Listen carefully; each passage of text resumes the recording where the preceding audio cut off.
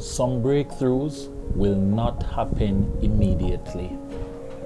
You heard me right. Some breakthroughs will not happen overnight. I know we are the generation that loves the verse that says, weeping may endure for a night, but joy comes in the morning. And yes, it is true. It is definitely true. But there are some battles and some wars that will take a prolonged period of time. David didn't fight once or twice or three times. There were several battles before the Lord had given rest to his people. The scripture tells us in Judges chapter 3 that when even after the Israelites had settled in Canaan, that God did not yet drive out all the Canaanites. Why? It says because he had to teach them how to fight. I want you to understand something. God is raising up warriors, not wimps.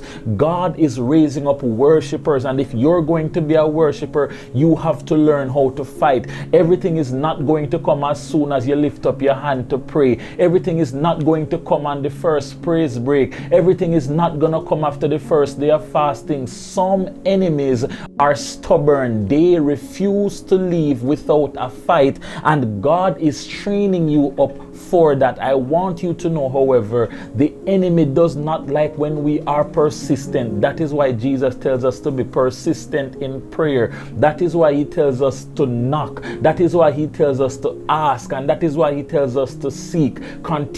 That is why we have the parable of the widow and the unjust judge and the persistent widow, because we are supposed to persist in warfare. When we persist, this is when we will see breakthrough. When we persist, this is where we will have victory. I want to encourage you today, do not give up. Keep fighting. The deliverance is going to come. The breakthrough and the victory is going to come, but it's not going to come without a fight. And as you are fighting, the Lord is training you and making you stronger for the next challenges that lie ahead of you.